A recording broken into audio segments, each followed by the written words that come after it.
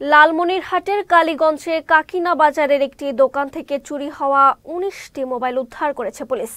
এই ঘটনায় বাবু মিয়া নামে একজনকে গ্রেফতার করেছে পুলিশ। শনিবার কালীগঞ্জ থানার ওসি সেলিম মালিক এক প্রেস ব্রিফিংয়ে এই তথ্য জানান।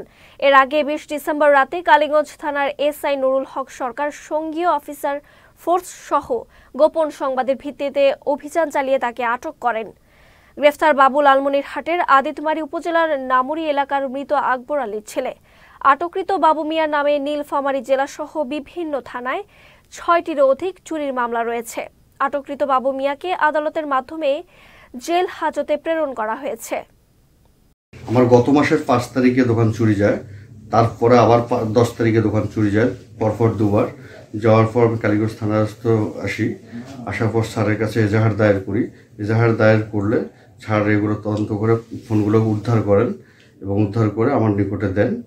তো সেক্ষেত্রে কালীগঞ্জ থানা ওসি স্যারের নিকট এবং লালমনিরহাট জেলা পুলিশের নিকট এবং বাংলাদেশ পুলিশকে ধন্যবাদ।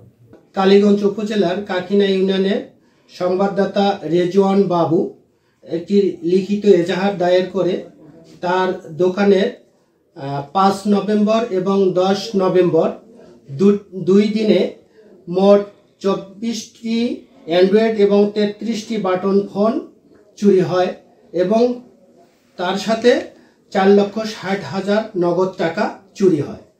সেই সংক্রান্তে অত্র থানায় একটি নিয়মিত মামলা রুজু হয়। সেই মামলা তদন্তকারী কর্মকর্তা কালীগঞ্জ থানার চৌখস পুলিশ সদস্যদের নিয়ে একটি অভিযান পরিচালনাকালে এই চুরি যাওয়া মালামালে উদ্ধার করা হয় প্রকৃত আসামির নিকট হতে, যার নাম মোহাম্মদ বাবু মিয়া। পার্শ্ববর্তী আদিতমারি থানা হলো তার বাড়ি।